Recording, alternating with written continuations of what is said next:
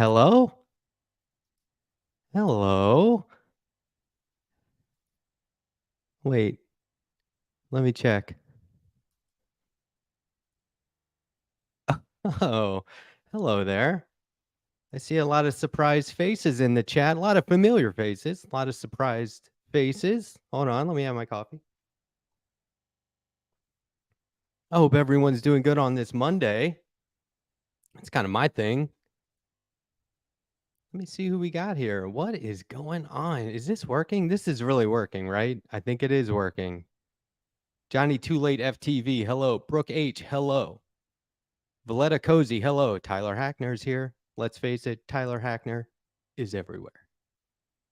Tetrasan, hello. Hook, hello. Number one, Max the Dog Appreciator, hello. Realon N, hello. Everyone's getting in. Lindsay Robb, hello, hello. Bob Carmody, what on earth, indeed. Jenna Nix, hello. Well, I hope this isn't too much of a disappointment. Everyone misses Andrea, myself included. My name is Matt Strackbind, otherwise known as the Letter Hack, and I'm in for Andrea Rovenski, who is doing other stuff. So there'll be a chance later on for questions, comments, and concerns, which I'm sure you'll have. But in the meantime, we got a program, otherwise known as a show, otherwise known as a program, where we do news. So you could call it a news show or you could call it a program, but I'm going to be your host today. Whether that's okay with you or not, I'm going to make the best of it. I'm going to have fun. I am, very much enjoying myself.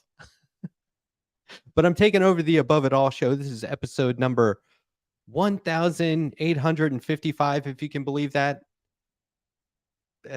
The episode where things definitely took a left turn if they hadn't already. So here we are. There's plenty to talk about today. Just to answer some of the questions I've seen, no, I haven't committed any crimes. Everything's okay. Andrea is alive and well. Trust me. Okay. And so look, this is, this is Above It All, the alternate take. But, we're going to cover news. We're going to interact with the chat as always. We're going to see how everyone's doing. We're going to keep it lively. Don't worry. Let's see. Okay. A lot of theories going on. I'm pretty sure Andrea will keep us all in the loop. She's pretty good at that. But for now, this is all on the up and up. No crimes have been committed. And what I would like to do, which is something that, if you guys watch me regularly, if you know anything about me, I don't cover a lot of current news, but darn it, that's what we're going to do. And so, just so you know, I do have like one overlord.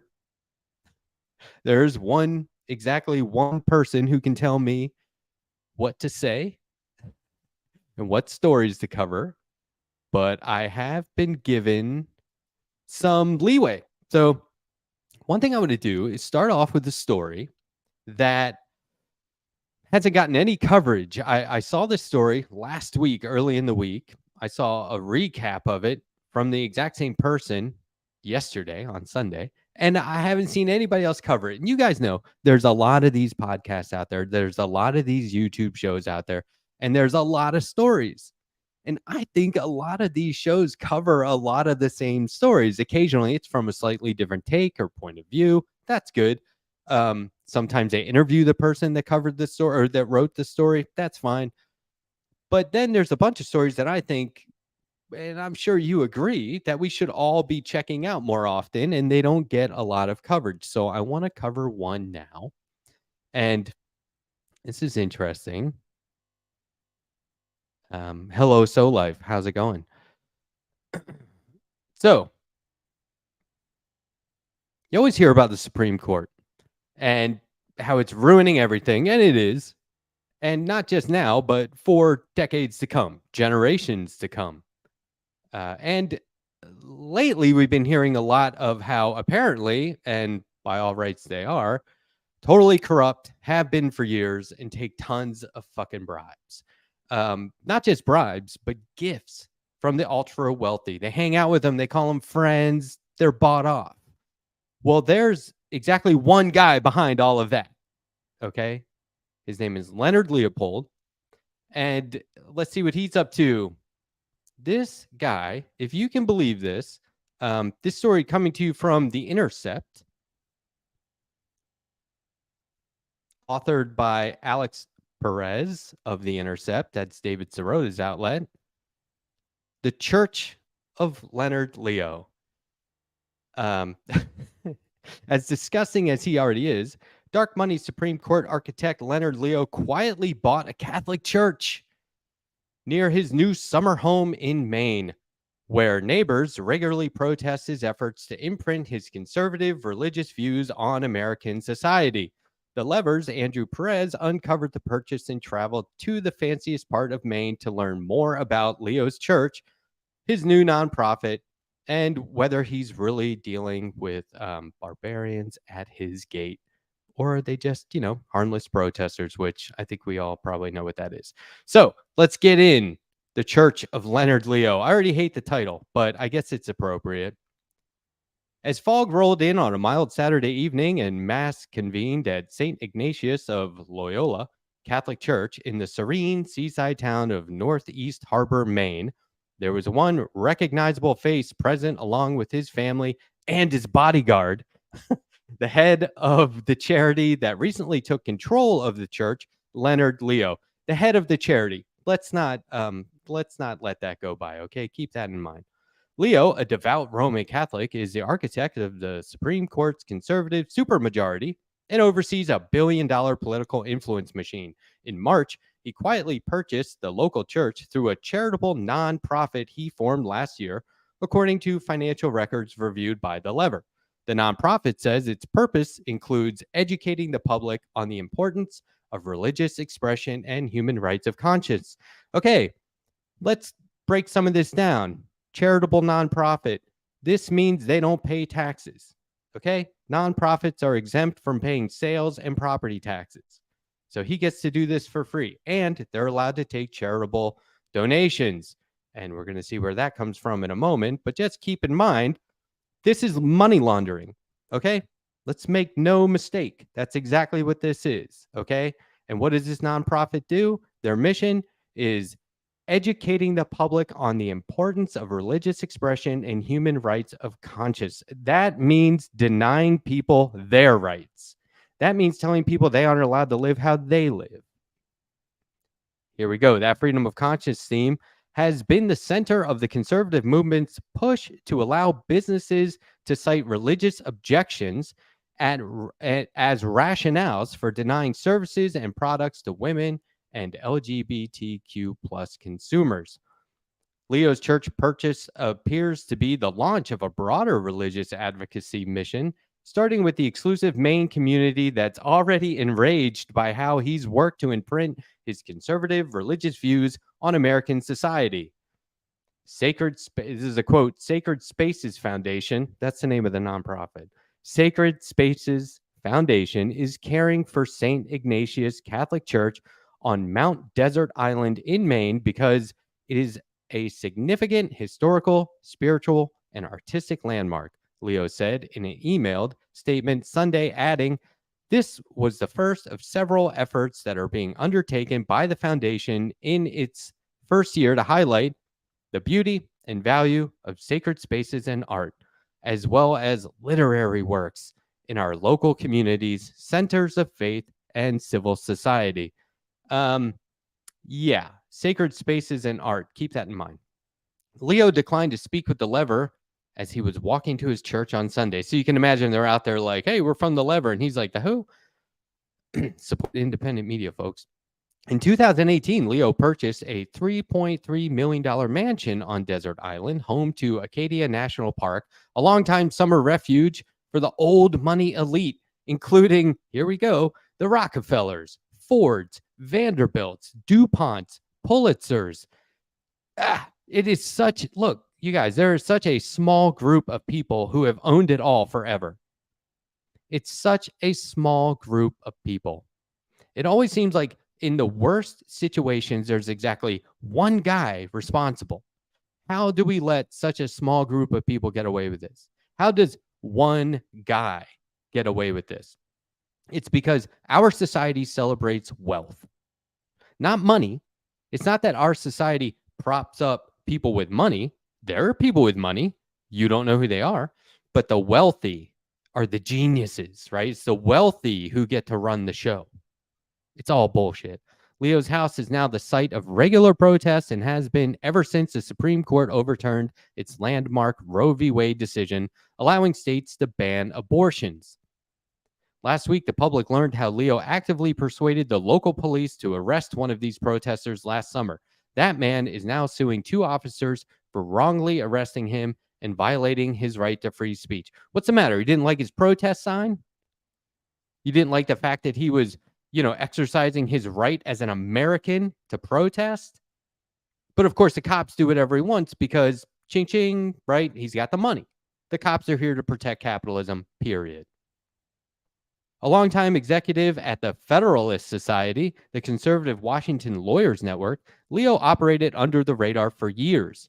As former President Donald Trump's judicial advisor, Leo helped select 3 of the court's 6 conservative justices, while his dark money network spent tens of millions to boost their confirmations. So you could say, oh yeah, it's the Supreme Court's ruining everything. Donald Trump's ruining everything. No, it's this guy of the Federalist Society, a network of lawyers operating from dark money. Leonard Leo is ruining everything, and he gets away with it. That work has culminated in the high court rolling back federal protections for abortion rights, gutting environmental protections and gun control policies, eliminating affirmative action at colleges, and throwing out President Joe Biden's student debt relief plan. Not that Biden was ever going to do anything to prevent that, but here we are. In 2021, Leo was the beneficiary of the largest known dark money donation in United States history, putting him in control of an unprecedented $1.6 billion political advocacy fund to influence the courts, politics, and policy, as the Lever reported with ProPublica. So check this out. Here's what I asked myself. Why isn't it that every gangster, mobster, or mafia in the world, or at least in America, doesn't just fire up a nonprofit? What's with the fake storefront or business front? Just have a nonprofit. It seems like a legal means of laundering money. You get billions of dollars, unlimited amount of donations from who knows, right? Just dark money. This guy got the largest known dark money donation of all time, right? 1.6 billion. And look at the influence he has. And no one's asking any questions. No one's doing anything about it legally. It's completely on the up and up. And it's not as if he really cares about this stuff. You see what I'm saying? It's not as if he benefits from it in a way beyond just getting rich. He doesn't care about the climate. He doesn't care about abortion. He doesn't care about, what goes on at colleges and affirmative action. He's getting money from the people who want to undo this stuff. Let's continue. This is what really gets me. Leo has appeared in some of the Supreme Court's recent ethics scandals. He reportedly organized Justice Sam Alito's undisclosed trip on a hedge fund billionaire's private jet and allegedly steered consulting payments to Justice Clarence Thomas's wife. No one will do anything about this. Some of Leo's neighbors are distraught about his influence on the American political and judicial system, and they want the rest of the town to know exactly who he is. So it's a small place, and they got some protesters out there, which is good, but is it enough? They say, quote, "We're out here because this is the architect of our conservative court who has taken away our rights," said Tina Stein, a protester outside Leo's house on Saturday, noting that she frequently wears a lapel pin, telling people, "Ask me about Leonard Leo." Now, just so everyone knows, I looked for this lapel pin. It's got to be a custom job because I couldn't find one, but I kind of want one. I want the Ask Me About Leonard Leo lapel pin because, we should all be wearing this, right? Because no one knows who this guy is. No one gets it. This should be on the nightly news every day. Every time they bring up the Supreme Court, it should be his name following that. Leonard Leo, right? All these CNN, MSNBC, all these guys should be wearing this lapel pin, or else they're just bought off. Quote, he is the most responsible person for the overturning of Roe, she said. There are women dying. There are women being forced to carry dead fetuses to term. These are horrifying things. And that's true. Now, here's the sign outside of St. Ignatius Catholic Church. Let's just take a minute to check this sign out. What do you think of this sign? This is, the sacred spaces in art. Can we appreciate the amount of absolute bird shit that they let sit on this sign? You have got to be kidding me. How is this a thing? How did they let that much bird shit sit on that sign if it's such a great place? He bought that thing for millions of dollars, and they're just going to let it look like that. They can't pay one dude to go. They don't have one faithful member of the church who could just go on out there and clean that off. You got to be kidding me. Anyway, photo credit, Andrew Perez. Good photo. Mass of St. Ignatius, a quaint historic church in Northeast Harbor. Might have seemed strikingly normal if there wasn't a notorious conservative money man, Leo, pacing around the pews, apparently helping facilitate. So this is where he acts like, good member of the church, right? A pamphlet at the entrance listed Leo's wife, Sally, as the head of the parish's music ministry, right? Of course, he's like, oh, my wife loves music. I'll put her in charge. He probably took that job away from someone, if they even cared. The pastor told the 40 or so worshipers in attendance that he's stationed in McLean, Virginia, Leo's other home base, and was in town visiting friends. Leo explained his interest in the church in his emailed statement. Quote, the church commemorates the arrival of the Jesuits who birthed the Catholic faith in New England on this island in the early 17th century, he said, adding, its 19th century architecture and stained glass artwork, as well as stone monument dedicated to first Jesuit settlers, tell a moving story about the beauty and continuity of Catholic faith in North America. I'm sure that is sacred bird crap they got all over that sign too. That's a real Jesuit bird crap out there. Much has been made of Leo's worldwide view and how it's shaped by his Catholic faith. Leo's ownership of St. Ignatius Church has not been previously reported, though he recently told the conservative publication Main Wire, quote, we love the church here. It's a church that struggles with bird crap all over it, geographically and in terms of its sheer numbers, but it's a place where I think we can help. So what he did was he bought a church to say, no, look, I am religious. I am Catholic. I am a Christian. I'm not just doing this because I'm bought off. I'm not affecting the Supreme Court and policy in this country for generations to come because I'm, a whore for money, because I'm a capitalist whore. He's doing it because he's totally religious, like obviously, right? And so if you're going to buy a church, why not do it where the richest people in the world are, right? The Vanderbilts, the Fords, these guys. According to a Lever review of property and business records, Leo purchased St. Ignatius in March for $2.7 million from the Roman Catholic Bishop of Portland, Maine. So if some of that dark money came from the Catholics, let's just, speculate. If some of that money came from them, some of it's going back, right? This is just in and out, right? This is what I call laundering. In his statement to the Lever, Leo said that proceeds of the sale are being used by the Catholic Diocese of Portland to restore parts of another historically, architecturally, and artistically significant Catholic church building elsewhere on the island in Bar Harbor. So they're off and running. They're spreading out. Leo is known to attend services at Bar Harbor, a larger town on the other side of the island, and protests occasionally occur at the church. One house overlooking the Bar Harbor Church had a sign out front Sunday criticizing Leo and the Federalist Society. So, good for them for all the good it's going to do. Of course, Leo continues to not respond to questions about his organization and the funding of sacred spaces. Let's see here. This is all, you can read this if you want. Subscribe to the Lever newsletter. They've got good stuff. They've got stories that no one else is seeing. It's basically just dark money after dark money. It's all garbage. Yeah. The filing says the foundation was established exclusively to further charitable and educational activities, including the purpose of educating the public on the importance of religious expression and human rights of consciousness. So he can't say this enough, right? They cannot say it enough. Conservatives argue people should have a right to conscientiously object to performing acts that do not align with their religious values, like medical providers who oppose abortion.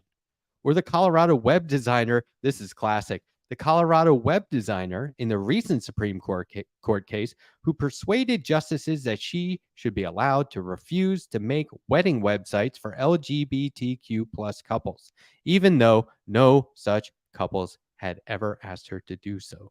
Several organizations funded by Leo's network filed briefs supporting the web designer's case at the Supreme Court.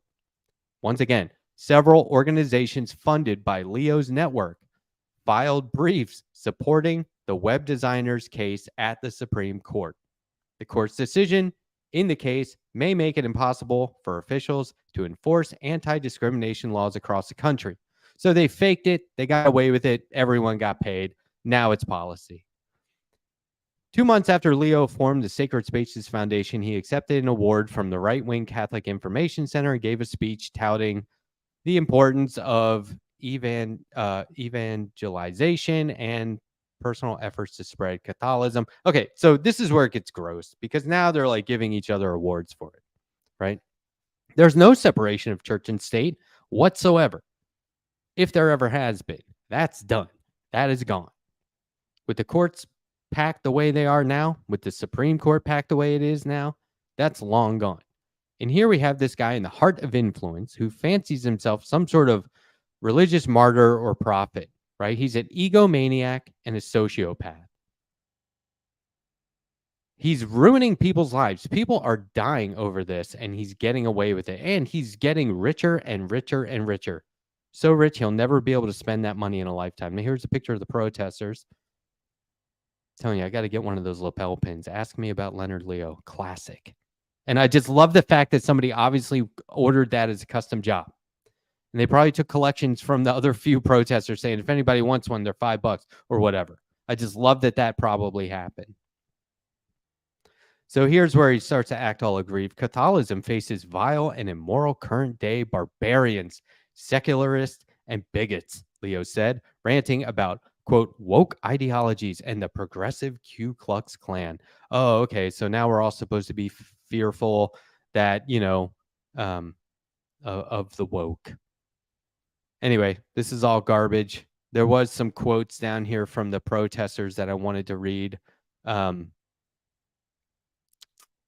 He's so thin-skinned, said protester Nancy Schaefer. Frankly, it makes us so happy because he gets so riled up.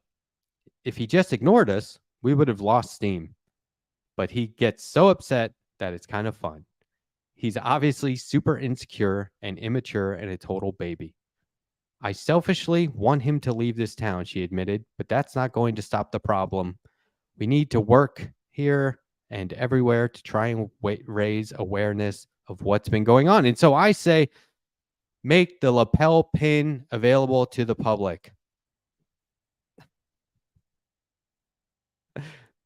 Anyway.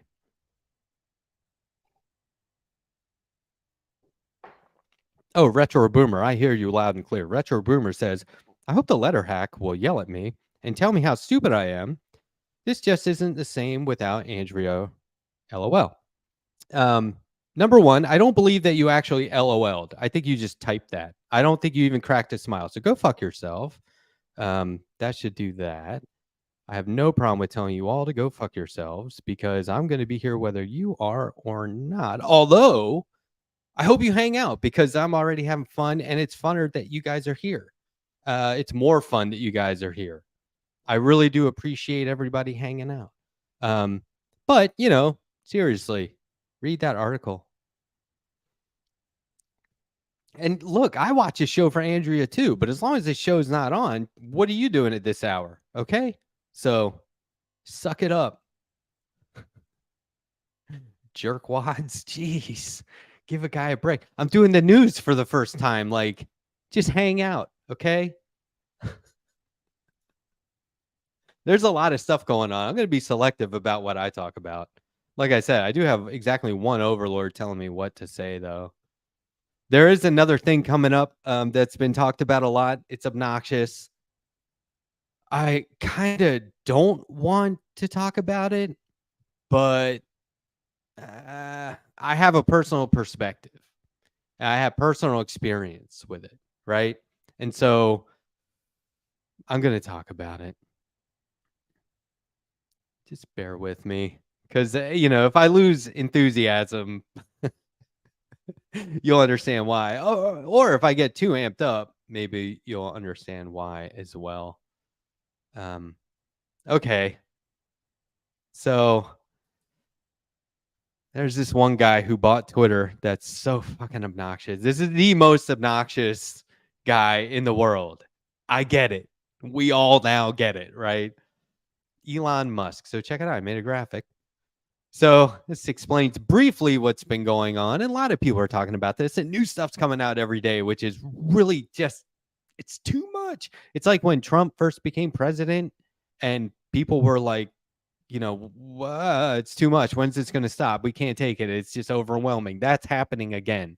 This is what happens when rich people are in charge of literally anything. Okay.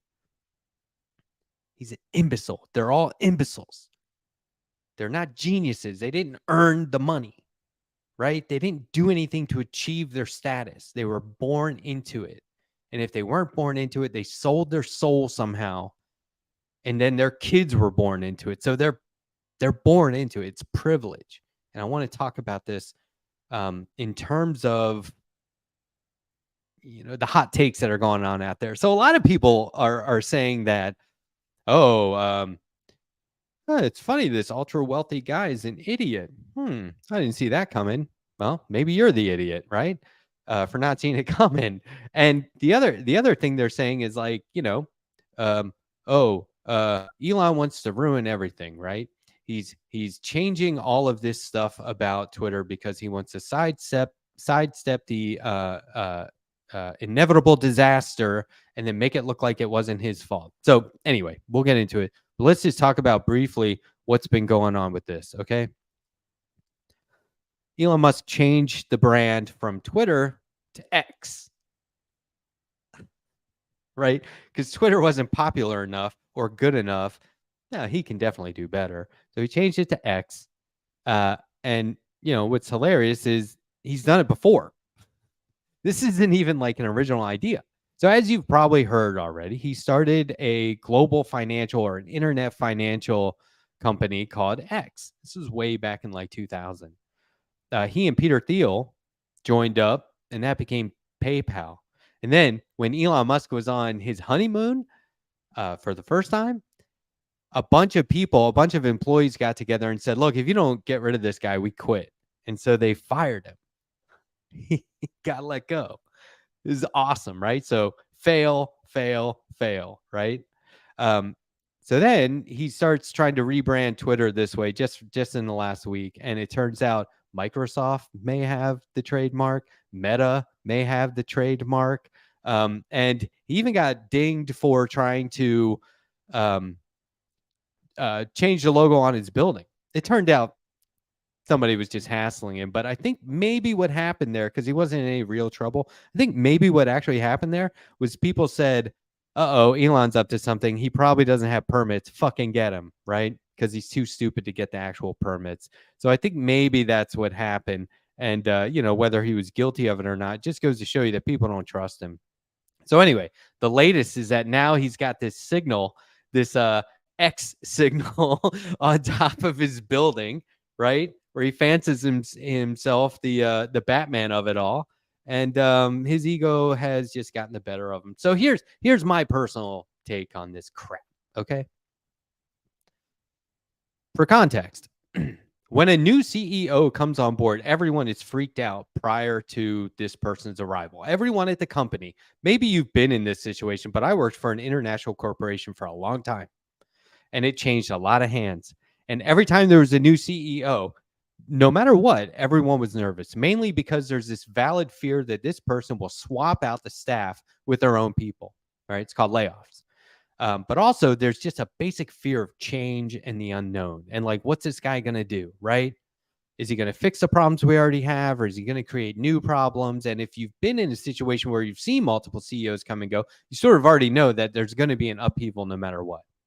So right away, if the new guy lacks any compassion at all, it's an immediate fail across the board. If he doesn't take into effect that people are already going to be freaked out, or if he acts like, what are you freaked out for? There's nothing to be freaked out for. You guys are being silly. Then already it's a fail. They only do dumb shit, seemingly for no real reason at all whatsoever. And so I'm sure when they're dealing with the bank or investors, it's a different story. But when it comes to running the company's productivity and managing the personnel, it's sheer incompetence. Like you see this on Twitter right now. We're all shocked at the seemingly complete lack of competence and self-awareness. Like you can't believe how absolutely stupid this guy is, right? It seems like, and like I said, I've already been hearing that Musk wants to take a wrecking ball to Twitter, that he for some reason wants to tear it all down, or that he wants to rebrand in order to avoid his original purchase of Twitter seeming like it was all his fault, right? If things don't work out, and they're not. Now, I've had the same thought about my previous jobs and those idiot bosses. I've been in rooms with my coworkers saying, seems like they want to ruin it all, but why? Why? Seems like they are intentionally trying to destroy everything, but why? And then we try and rationalize the irrational. And I ask you now, why? You can come up with any number of reasons. There's a billion different reasons you could come up with, but I've seen this before and over and over again. And the ultimate answer is that they are stupid idiots who did not earn their wealth. They are not geniuses. They were born into privilege, and they have been floundering to look cool and relevant ever since, while literally being born with the idea that they are special, more special than everyone else. These idiot bosses walk in assuming no one already working there knows what they're doing. They look for loyalty, perhaps highly respected members of the workforce, because they know if certain people quit, there'll be an exodus and lots of people will quit. And they need stability at first. There's a flurry of activity that happens, especially when a company is acquired by another company or a parent company. There's this flurry of activity that happens in the first 9 or 10 months where they need stability. And even if they don't really need stability, it's just sort of like their standard operating procedure to keep everyone calm by saying no one's going anywhere. And basically what they're doing is trying to find out who's loyal and biding their time. And eventually they will do mass layoffs. They definitely don't come in and say we aren't going to do layoffs. And if they do, there's no way they could know that. It's a lie, because the CEO's job is to look at the bottom line, period. They're looking at numbers, not people. They'll make changes to simply do it. It's like moving into a furnished house and saying, oh, wow, I love all the furniture, but we're changing the curtains because that's mine, damn it. Those curtains, that was me, right? And so this rebranding's been going on for apparently 9 months, and he rolls it out like a total jackass, like he just thought of it in the middle of the night. And you've seen that, where he comes up with this stuff in the middle of the night, total egomaniac. They come in and they never consult anyone, these idiot bosses, beyond finding out when people are actually working, whether it's certain times of day, certain times of year, because they just can't wait to cut dead weight. What they could actually do is make sure processes are streamlined so that everyone is working the whole time that they're actually at their desk, right? Or on the job. If they did that, they'd probably reduce the actual number of hours anyone works. That's why they don't do it. This is the secret. Why are we all working 8 hours no matter what the job is? Why is the standard work shift 8 hours? Who the fuck came up with 8 fucking hours? Where was this why is it 8? Why is it that every job, no matter what, needs to be done for 8 hours a day and then you can go? What? Who? What? You just have to think about it for a minute. It makes no sense whatsoever.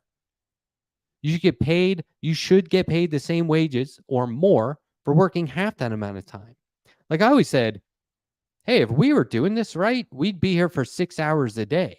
But the fact that we're doing it wrong means like there's an extra 2 or 3 hours a day or more where we're making up for the fact that we did it wrong, where we're fixing mistakes that could have been avoided. So if we learn how to do this right, we'd be here 4 to 6 hours a day. And that doesn't mean we should get paid less. We should get paid the same because we made less mistakes. We should be getting paid because we did it right. Whatever you pay us for doing it wrong. It's ridiculous. And the more you think about it, the more it doesn't make any sense. Shit, you don't even have to think about it for that long. If it were me, if I came into these places, I would pull the entire company right off the bat and say, tell me what's already working and what's not working.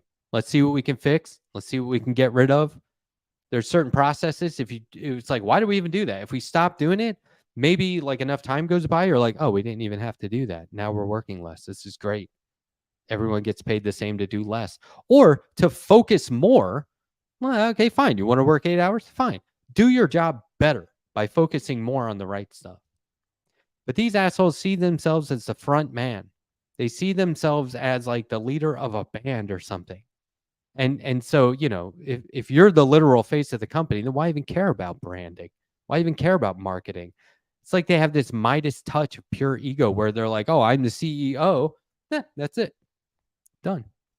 And you see where this guy calls his employees in the middle of the night with these random things that he just occurred to him. There's no thought process behind it. It's, I came up with it. It must be solid gold. And it's all right out in the open in these interviews, the way he conducts himself, where he hasn't prepared any answers or replies to all the obvious questions that he's going to be asked. He just doesn't care. He's that big of a deal in his own mind. I've had situations where my boss would send their literal children, we're talking about kids under 10 years old, into my office, and they would say, hey, Matt, this is my kid. They're going to tell you what to do with that design. They're going to give you direction. I'm not kidding. I was in a meeting, a design meeting. Here comes the CEO. We're all like, oh, you got your kid. That's so cool. And they left their kid there to instruct us. Okay. And the design person they had put in charge of everyone, like the design manager, was asking the kid to tell us. And then we all had to take notes. And then for weeks after, they said, remember what we were told was the design direction. I'm like, yeah, from like the 7-year-old. But like that only works not because we needed the opinion of kids. It's because it was their kid. And obviously their offspring is going to be better than literally any adult who's fully trained and qualified to do the job. One time somebody sent in their physical trainer from the gym. Like they said, oh, I'm not happy with the direction that I gave you guys for the catalog design. So I want my trainer. He's got a great eye. I'm going to let him tell you what to do. And then they left. And the trainer, fortunately, was like, this is weird. He's like, I don't know why I'm here. This is kind of messed up. What do you guys think you should do? Do you have any thoughts? Okay, I'll go tell them that was my idea. And they did. And it worked. It was embarrassing for everyone involved except the CEO. So eventually, they'll get bored and move on. This will happen. Elon will cut his losses, move on. What's he care? He's still a billionaire. And they'll do it typically before major disaster strikes or without warning as it strikes, just enough to sidestep taking responsibility. But it's not so much an escape because they messed up. Because see, they knew this would always be the outcome.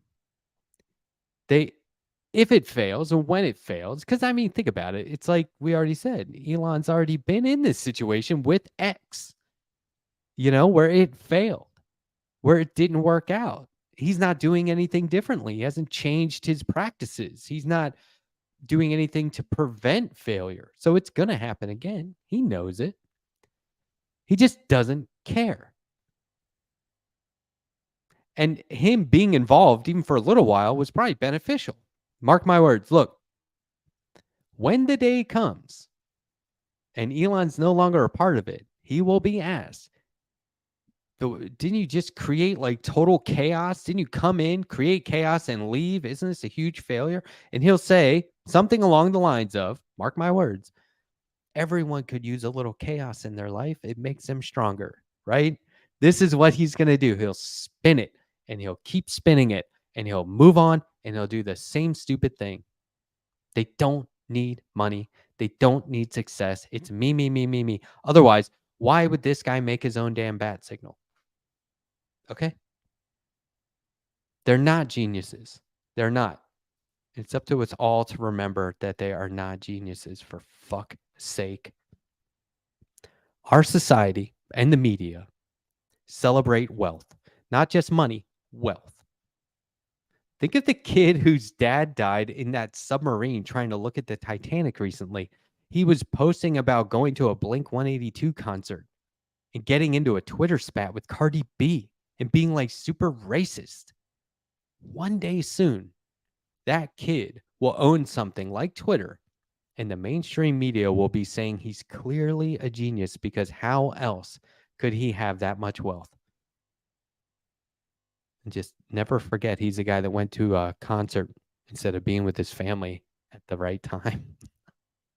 So look, no offense to the actual journalists out there who are far more qualified than I, writing articles about what's really going on and analyzing the situation with tons of research and verified sources, facts and figures.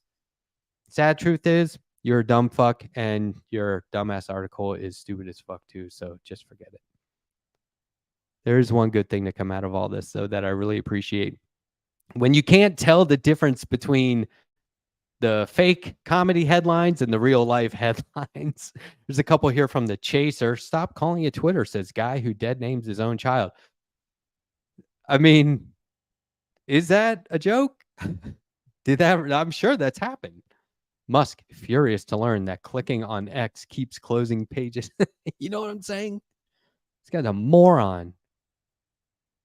This actual from Bloomberg, Twitter's change to X wiped out between 4 billion and 20 billion in brand value.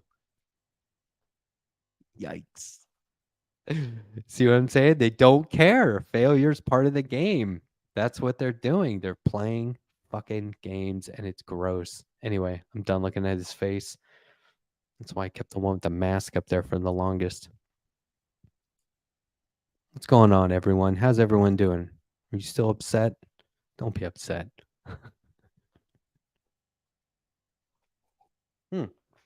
People sharing their own personal experiences. That's good. That's good.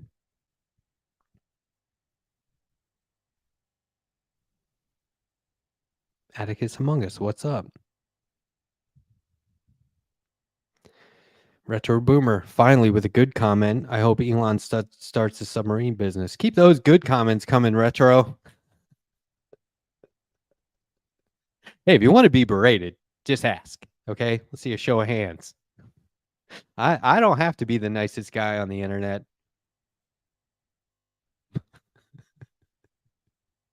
I am though. This is all an act.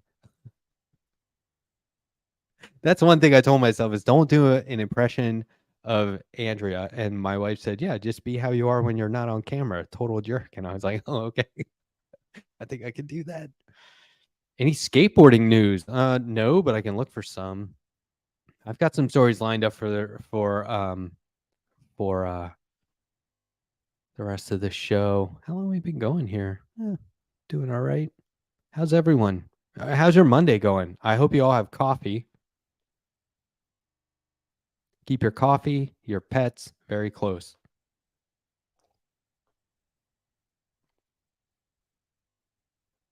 I'm drinking from my Bob Ross mug today. I also have my Goonies t-shirt on. You know why? Because Goonies never say die. Believe it. Okay, so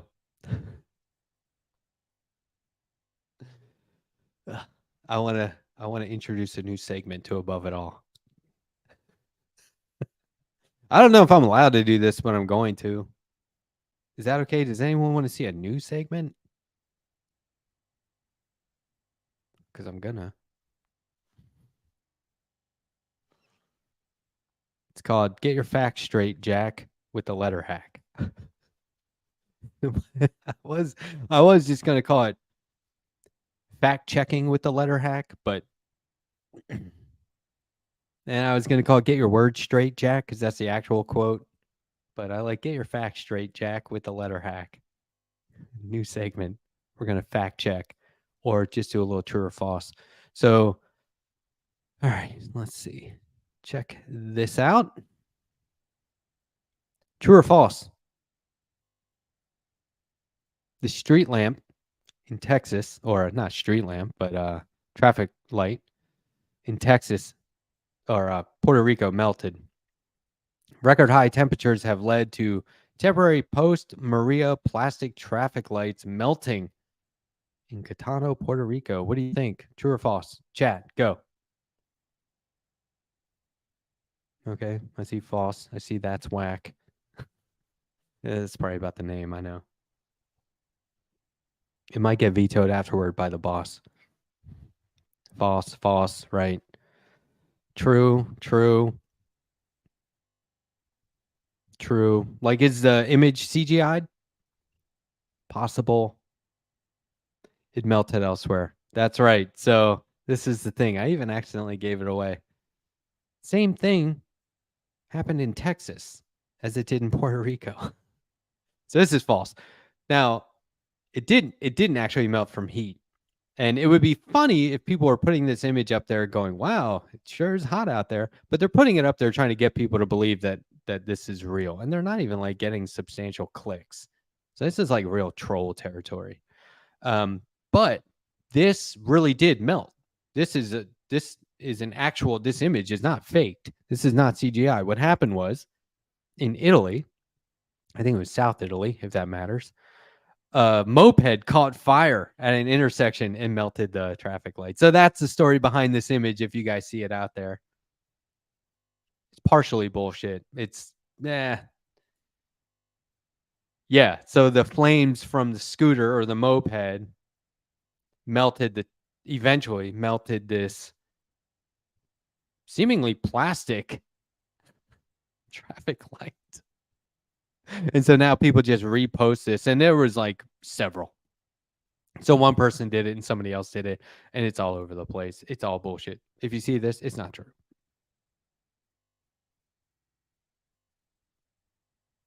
Kathleen Cloud, is that true? Jank, of course, said this was true last week. Are you serious? Well, that's why you're here. Randy Brown, Andrea is fine. Andrea is great, you guys. Don't worry. Okay, so that was kind of the corny one. I have a slightly more serious one. Okay, so Green Party candidate for presidency, which means presidential candidate. I don't know why I said it that way. Cornel West was recently on Sean Hannity's Fox News show, where he made mention of the fact that Donald Trump and his father were both lifelong racist. There's empirical evidence of this, and Sean Hannity was like, what? I've never heard that, huh? The Central Park 5 case was briefly mentioned, and how Donald Trump made public attacks against the men during that case, and afterwards, once they'd been cleared of the charges. You guys know about the Central Park 5? We'll get into it. Also, just this past June, Yusef Salaam, one of the exonerated men from that debacle, won a primary election for a seat on New York City Council. So that and the fact that Trump is likely going to be the GOP presidential candidate again prompted PolitiFact to take a look back at whether Trump has ever apologized for his attacks. Because people are saying like, oh, yeah, no, just like casually, on cable news or network media, they're saying, oh, no, Trump took all that back. Did he? Did Trump take that back? But let's talk about the case a little bit first. In 1989, New York City was reeling from the Central Park 5 case in which a woman in Central Park was raped and beaten, Donald Trump took out an ad, a full-page ad, for the reimposition of the state's death penalty. It's hardcore. You want to see the ad?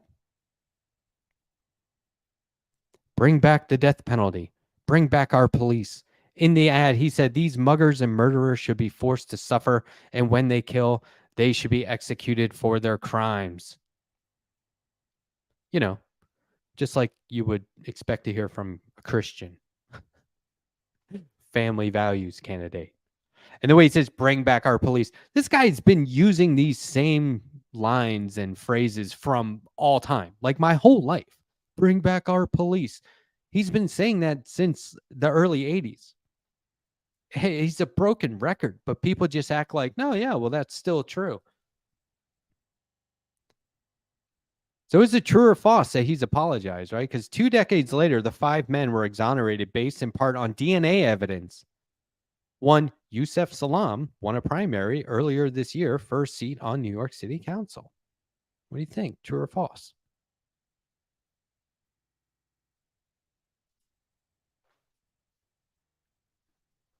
I mean, it's of course fucking false. Trump doesn't apologize. He doesn't take anything back. He leans in.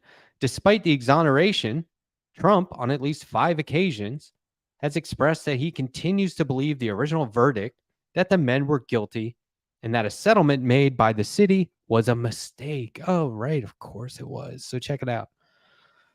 With Salam now heavily favored to win the seat on the city council and with Trump vying to retake the presidency, we decided to take, this is PolitiFact, decided to take a closer look at Trump's comments over the years, which could come up again in his campaign.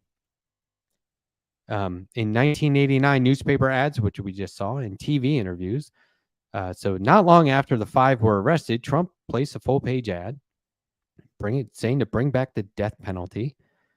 And it also appeared on Larry King Live on CNN, where he said, of course I hate these people, and let's all hate these people, because maybe hate is what we need if we're going to get something done. Because you guys remember that Jesus Christ said, hate your enemies, right? So then earlier in March, when Trump was indicted, you remember that, Yusef Salam was asked for a statement. He said, for those asking about my statement of the indictment of Donald Trump, who never said sorry for calling for my execution, here it is, karma. And he never did. So they go ahead to cover some of the times when Trump was asked afterward about this in an April 24, 2013 tweet. Put it up on the screen for you here. In an April 24, 2013 tweet, Trump criticized a documentary made by a team that included award-winning filmmaker Ken Burns. The documentary, which had recently been released, was sympathetic to the 5 men who had already been exonerated for more than a decade by the time of its release. Trump said, this is awesome. This is total Trump. The Central Park 5 documentary was a one-sided piece of garbage that didn't explain the period, no space, horrific crimes of these young men while in park. Said like a true caveman. And why wouldn't you believe someone who speaks so clearly and articulately? Then in June of 2013, Trump called the 5 men muggers, which makes me think he was misspelling another word again. Then June 2014, Trump contributed an op-ed to the New York Daily News, which means the New York Daily News allowed him to contribute something in writing. Like, I know it's the New York Daily News, but like, who would do this? And where he's reacting to the settlement with the 5 men. They were given like millions, right, as a settlement.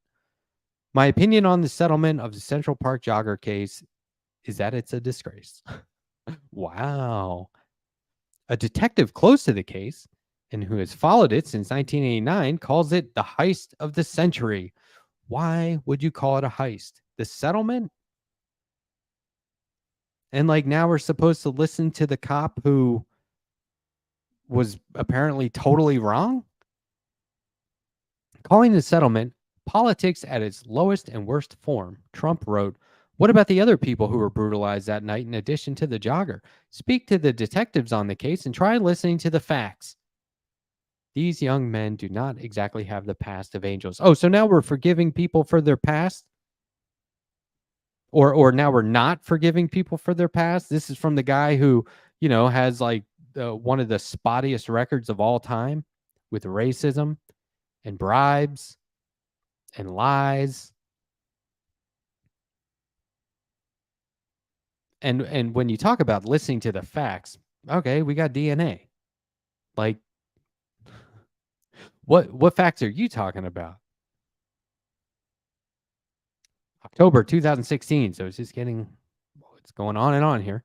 After one of the exonerated men, Raymond Santana Jr., criticized then presidential candidate Trump for his views on the case, Trump offered a statement to CNN. And of course, they read it. They admitted they were guilty. The police doing the original investigation say they were guilty. The fact that the case was settled with so much evidence against him is outrageous, and the woman so badly injured will never be the same. Now, look, don't use the victim as a means of propping up your own argument, asshole. Also, they admitted they were guilty. Like there's never been a coerced confession, right? Like the cops don't like we don't know that the cops are actively out there um getting confessions out of people who actually are totally innocent. It happens all the time. And again, with the facts of the case, we got DNA, buddy. Okay, so then lastly, June 2019, a reporter asked Trump, will you apologize to the Central Park Five? They've been exonerated. There have been videos and movies shown about the case. And you came out with a full page ad saying they should die, that they should have the death penalty. Do you apologize? And of course, Trump said, why would you bring that question up now? It's an interesting time to bring it up. And what he meant by that was, why would you bring that up now that I'm president? Like they were trying to make him look bad. Like he hadn't already done a good enough job of that on his own, for God's sake. Heist of the century. New York admits they were wrong, gives them a ton of money, millions of dollars. They got DNA evidence saying they were totally exonerated. They didn't do it. And instead of saying, I was wrong, sorry, and moving on, and then letting people most likely just forget about it. Because look, people forget about it. This is why we're doing it. Did he apologize or not? People are saying, oh, he apologized for that a long time ago. So if he really had apologized for it, okay, I mean, we would just probably move on, right? Because we're letting people lie that he apologized for it, just moving on. Nobody cares. So, I mean, just, God, it's so obnoxious. Just apologize for it. Okay. I want to show one more thing and then we'll do a Q cock. Um, and this is nuts. This is crazy. I interviewed Ken Klippenstein last week, and I was asking him. It was on the day that Mitch McConnell had that snafu where I still don't know if it was actually a stroke or not, but he froze up, and it was a medical condition or medical issue for sure, right? I'm not an expert, so I don't know, and I haven't really read up on it, but it raises the question of the ability of certain people to continue to serve. It's got nothing to do with age as much as it has to do with, are they fit for office? And you can point the finger anywhere in the US government and go, why is that guy in charge? Why is this person in charge? Why are they keep running? Who keeps electing them? So I want to show you a clip of something that happened during a vote. I think this was Friday. And this is also a tweet by Ken. Check this out. Let's watch this.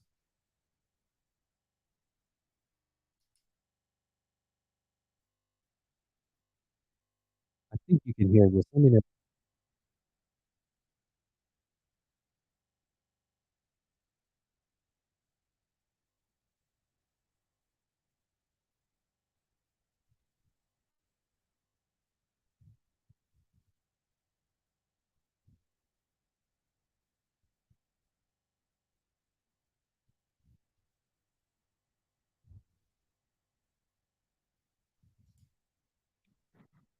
So you can't hear that. Okay, so let me explain what's happening here.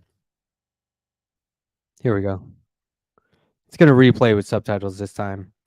Um, this is the thing, is like a confused Senator Dianne Feinstein trying to cast her vote for an $823 billion military budget is reminded by colleagues to just say aye. She goes into this speech and starts talking about how, oh, is it too loud? So some people can hear it.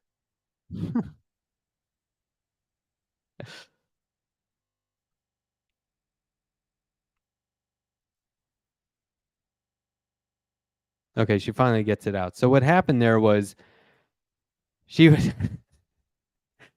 some of you can hear, some of you can't. So what happened there was she was just supposed to say aye. She was just supposed to say, here's my vote. Aye. Let's move on. And before they even get going, people are leaning over going, just say aye. So it's like they're telling her to vote, how to vote, or at least reminding her how. And she launches into this speech about why, as if she's supposed to be giving arguments on this. And they're all leaning in, going, just say aye, just vote for it, just vote for it, which is hilarious because, everyone, this is one of the only things that works across the aisle. Everyone's voting for this. No one in Congress is not voting for the military spending budget. They're all. Feinstein's husband was a weapons manufacturer. Of course she's voting for it. She's getting rich off it. But so this needs to keep coming up because we need to keep asking ourselves, why are these people still allowed to be in power? And when I was talking to Ken about this, I asked him, I said, why aren't there people around them who either work for them or their family or their friends? Why does it seem like they don't have anyone that loves them taking care of them, right? Because if it was somebody in my family, we'd have an intervention. I'd be like, hey, we need to seriously talk about this. What are you doing? Feinstein sold a vacation home in Aspen for millions of dollars. Let me tell you, anything in Aspen's worth millions of dollars. She sold a vacation home in Aspen for millions of dollars, which tells me she's not even taking vacations anymore, but she still goes to work. Like, don't you want to spend your remaining years with whatever, senses you still have left, just relaxing or living it up, spending your millions? Like, what are you doing? Right? And Ken's response to this was that he thinks power is a lot like addiction, where you begin to alienate people and they don't know how to talk to you. And they know you're not going to be open to any criticism, or they're going to see every concern as a criticism, and that there's no way to reach them in the same way there's no way to reach somebody who's totally taken over by a habit, which is pretty sad, but something to think about. On the other hand, get these people the fuck out of here because they're making decisions. Look, $823 billion. Are you fucking kidding? This is what happens. They say, oh, yeah, we need like 50 billion. And they go, you can have 800 billion. And they say, oh, okay, so next time let's ask for 200 billion. Oh, you can have 850 billion. They just go up and up and up and up. There's a whole network around this. There's a whole industrial complex around this. It's more than just a cottage industry. They all bank. They're all connected. The military budget is the military industrial complex budget. There are cops who get donations from the military. Like they intentionally make too many trucks and weapons and tanks and stuff. And they go, oh, it's cool. We'll donate them to the cops. So now we got that stuff on our streets. There are park rangers with, missile launchers, right? Because they need that. They need that for wildfires and, bears who have rabies, right? Get out the rocket launchers. So this is what's happening is they're sitting here just putting people in a position to keep voting for things that people are going to vote for anyway. Makes no sense. But what really drives me crazy is, And I don't know how I feel personally about term limits, but what drives me nuts is the way people are just like, well, it's time to vote again. Oh, there's that name I recognize. Check. There. Oh, I see those ads all over the television. I keep hearing that name. Fill in the box.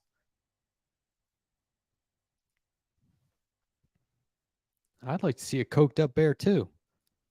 Still doesn't mean park rangers should have, rocket launchers and armored Humvees. Although I guess there could be eco terrorists out there.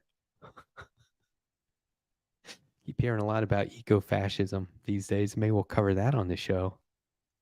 Anyway, QCOC. Questions, comments, concerns? What do you got? I know there's a lot. I hope you guys aren't too worried. Andrea's fine, by the way. Here's the thing. People deserve time off, right? And not just the time off that a certain video hosting platform will impose on you for bullshit reasons, but people need actual time off that they have built in for themselves. And, Andrea is good about keeping everyone in the loop. So I'm sure, you'll get updates or something. But also, she's been alluding to projects that she has in the works for a while. And so if I can jump in to help her get some time off and also, have some free time to work on some other projects and creative projects, that's totally awesome. Right? Why any one of us would do that, right? Tell me you wouldn't. Tell me you wouldn't do that.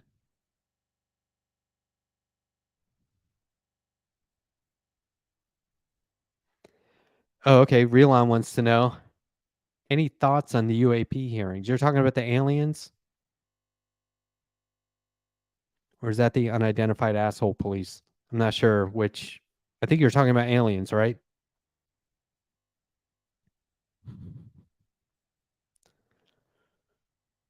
Let's see here.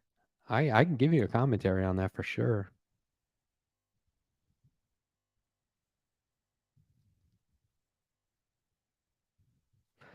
Retro, I suggested to Andrea she have a guest host too. Me.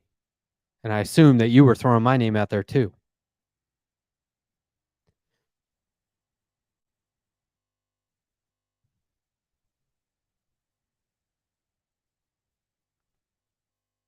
No, Andrea's fine. She's fine.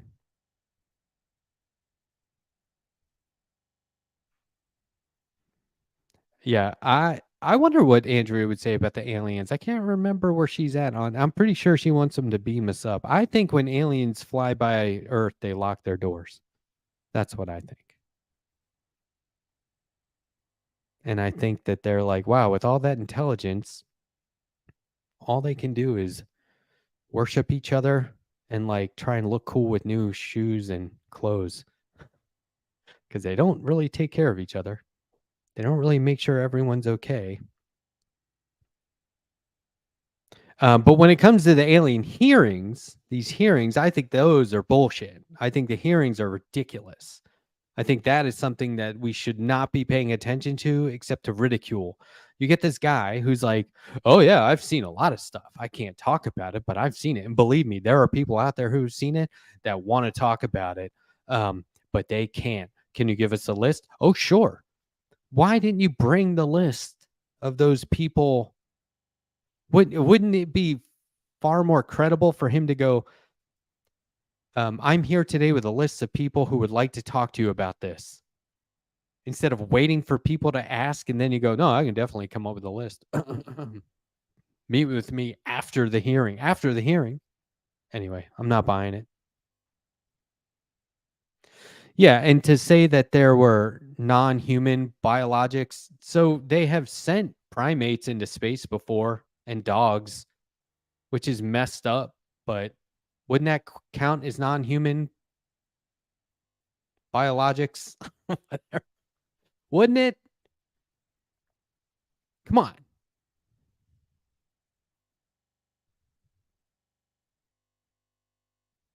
For the most part, it's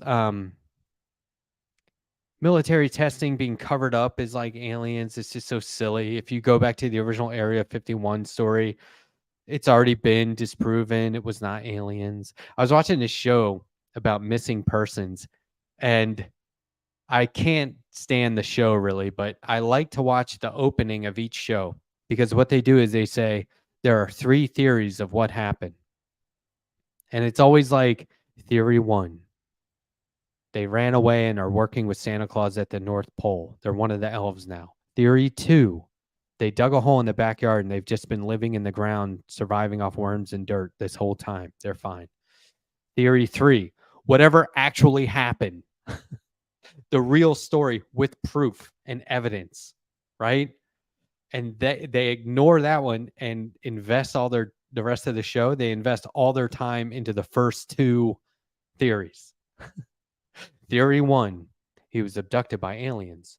Theory 2, he's invisible now. He's right here, but he's just invisible. We can't see him.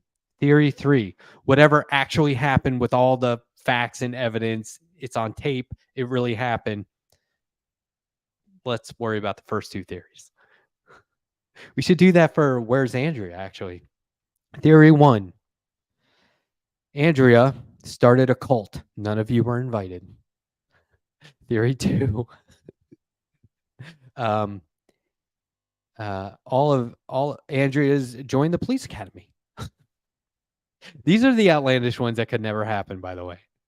Theory 3, Andrea is taking time off and working on other projects. That's absolutely not what it was. It's probably the first one.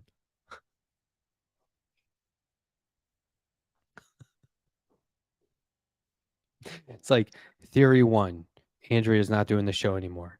Theory 2, Andrea is currently carving her face into Mount Rushmore. Theory 3, Andrea is walking Max around the block. It's definitely not that one. It's probably the second one. Come on, give me some questions or comments. What do you got?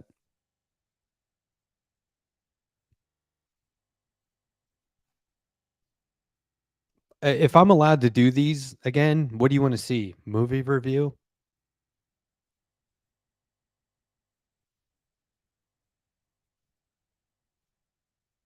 I'm strike proof. The letter hack should fill in for the next approximate 90 days until Andrea's YouTube strikes expire. Man, is strike proof. That strike has expired, by the way, or else I wouldn't be able to be on this channel right now. Tyler Hackner, who is a dumb MFer, wants me to call people dumb MFers. Okay, you are all dumb MFers. I can't believe you're watching this MFer right here do a program. You're users, and that's all you'll ever be.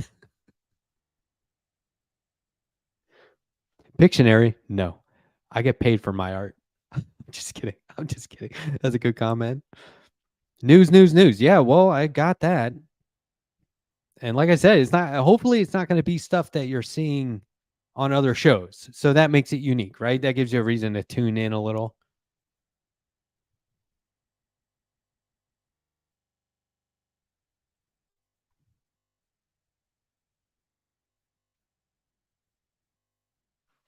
Hey, Adrian Vixen gifted 1 membership. Thank you for that. Thank you for gifting a membership. Really appreciate that. Bob Carmody was gifted a membership by Adrian Vixen. Got it. Snag.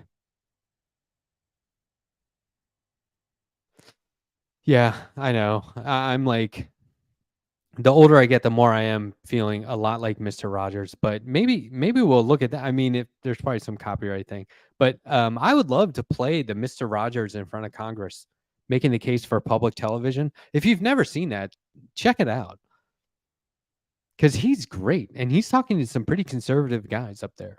And it's Mr. Rogers giving the case for why there should be public television funding for public television. He's a pretty cool guy.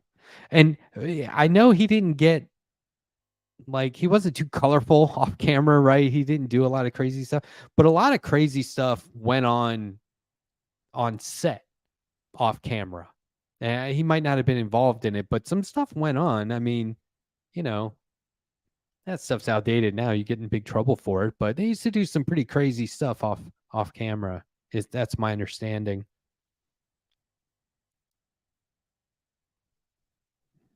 Real on End says, Andrea, come back. Oh, it's just a matter of time. I don't know if she's going to be happy with this or not, but this cannot go on. It cannot. And so I don't know what the rest of the week looks like. Um, I know there might not be a show tomorrow. There may or may not be a show tomorrow on Tuesday. But if you see a notification, could be me.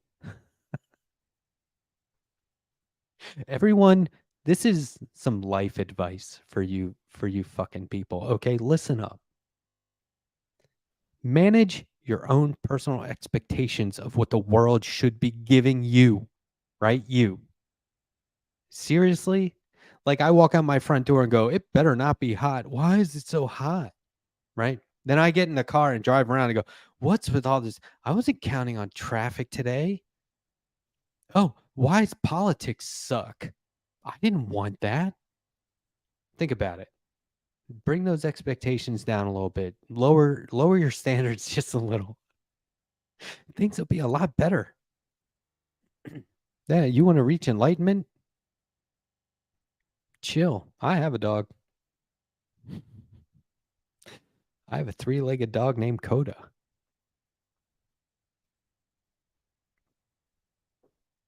And this is the thing. If you tune into this show and Andrea's not here, well, at least somebody's here. Even if I am the traffic jam of above it all that you weren't counting on. Haha. At least something's going on. Yeah. So anyway, and at least I'll be able to make you hip to some news that's going on, and you'll be able to, check out some stories that maybe didn't get the coverage that they should have. And I may take it upon myself to create t-shirts that say ask me about Leonard Leo. And then you can all buy them off me, and then I can make money on getting this guy for making money. See how it works? It's capitalism. But it's capitalism used against them, right? Think about it. Yeah, I can give you pics of my dog. She might end up on camera. You never know.